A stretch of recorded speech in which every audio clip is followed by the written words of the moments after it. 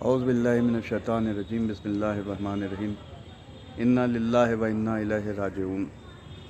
ایک سلسلہ ایک سونامی کی طرح لہر دوڑی ہوئی ہے جس میں بہت بے پناہ انتقال ہو رہے ہیں، تڑا تڑ موتیں ہو رہی ہیں، تو سوچا کیوں نہ اس پہ ویڈیو اپلوڈ کیا جا سکے۔ حضرت محمد مصطفیٰ صلی اللہ علیہ وسلم نے ارشاد فرمایا کہ قیامت کی نشانیوں میں سے ایک نشانی ہے کہ اچانک موتیں ہوں گی اور فالج ہوگا۔ یہ حدیث ہے کہ اچانک موتیں بھی ہو رہی ہیں، کیونکہ میں ایک پروفیشنل فزیوتھراپسٹ ہوں، تو فالج کا بھی بہت زیادہ کیس ملتے ہیں، ہر روز سننے میں آتا ہے کہ کسی کو فالج ہو گیا۔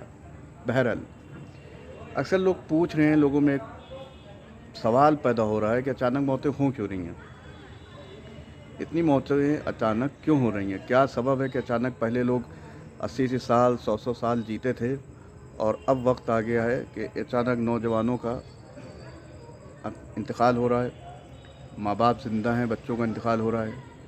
تو کچھ روایتیں اور کچھ قصے اور کچھ حدیثوں کو مد نظر رکھتے ہوئے اس نتیجے پہ پہنچا ہوں کہ قطع تعلق، صلہ رحمی، یہ سب چیزیں جو عمر کو بڑھاتی ہیں۔ تہذیب الاسلام علامہ مجلسی رحمۃ اللہ علیہ کی کتاب ہے تہذیب الاسلام، جس میں قطع تعلق یعنی رشتہ داروں سے ملنا، رشتہ داروں سے رشتہ داری باقی رکھنا، قطع تعلق کرنا یعنی رشتہ داری توڑ دینا، یہ سب منع ہے۔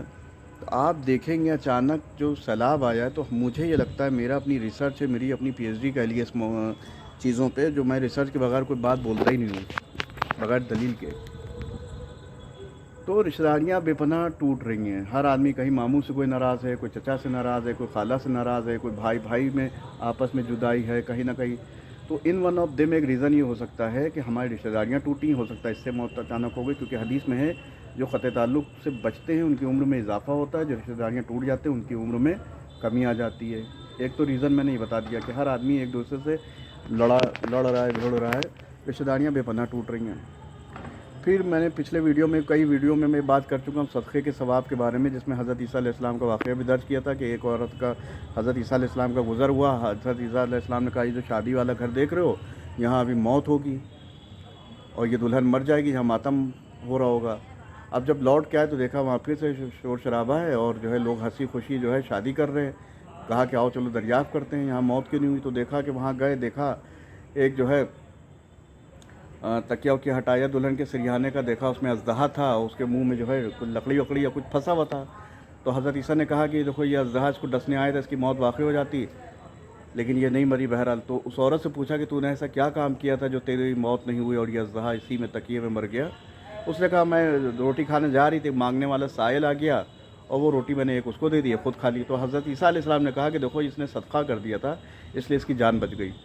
تو آج جو میں بتانا چاہ رہا ہوں، صدقہ ہم لوگ دیتے ہیں، دیتے کیا ہے، بھگاتے ہیں ادھر دتکار کے، ارے جاؤ کما کے کھاؤ، مسٹنڈے ہو، سانڈ ہو، اور یہ نیتا گری ہم لوگ زیادہ کرتے ہیں۔ تو ہر ایک کو ہم لوگ بھگا دیتے ہیں کہ مسٹنڈی، یہ ہندو قوم کی چیز تھی جو ہماری قوم میں آ گئی ہے۔ وہ لوگ جو ہے دیتے نہیں، وہ کہتے ہیں کام کرو، ہاتھ پیر تمہارے صحیح سلامت ہے۔ اگر ایسا ہاتھ پیروں والا ہوتا تو اہل بیت کیوں دیتے مانگنے والوں کو؟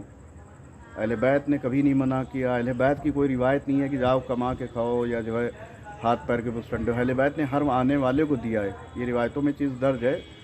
اور مانگنے والوں کو ان کی کمائیوں میں، قرآن کی آیت پیش کرو، ان کی کمائیوں میں مانگنے والوں کا بھی حق رہتا ہے، جو مانگ رہا ہے آپ کو اس کو دینا ہے، یہ شریعت۔ تو ہم لوگ صدقہ نہیں دے رہے ہیں، جس سے آفتیں بلائیں ناکہانیاں دور ہوتی ہیں، مسٹنڈے ہو دلیلیں دے کے، یہ ہندو قوم کی بات ہے، یہ ان کے کیا چیزیں ہوتی ہیں، وہ کہیں گے اللہ ہم تمہیں کاروبار کرا دیں اس طریقے سے۔ بہرحال یہ وہاں سے ہماری کیا چیز آ گئی ہے۔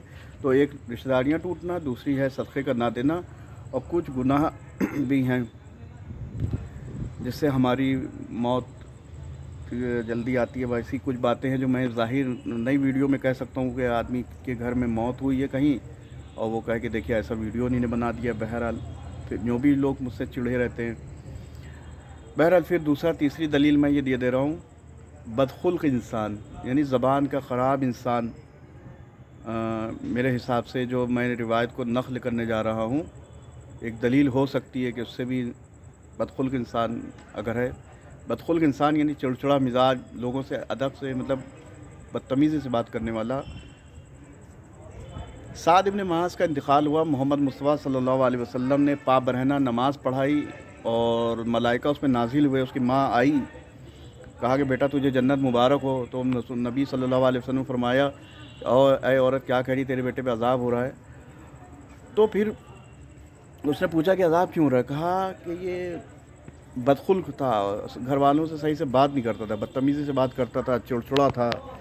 تو اس طریقے سے یہ وجہ ہو سکتی ہے کہ بدخلقی وجہ. تو ماں زندہ تھی اس کی، کیونکہ ماں اس کی خبر پہ آئی ہے، اس کا انتقال ہو گیا تھا. تو میں نے اپنی جو سوچ اور فکر کے حساب سے تو ہو سکتا ہے بدخلقی بھی ان ون آف دم ایک ریزن ہو، کہ بدخلق انسان اگر ہے تو ہو سکتا ہے اس کی بھی وجہ یہ بھی ہو. ایک سبب اور ہے جو میں نے پاس حدیث کے روپ میں، میرے پاس وہ حدیث اپلوڈ ہے، رکھی ہوئی میرے پاس ریکارڈ میں، وہ میں ذکر نہیں کرنا چاہتا ہوں. بہرحال ویڈیو اگر پسند آئے گا تو شیئر کریے گا، اور اگر جو ہے کوشچن کچھ پٹ اپ کرنا ہے تو کمنٹ کر دیے گا.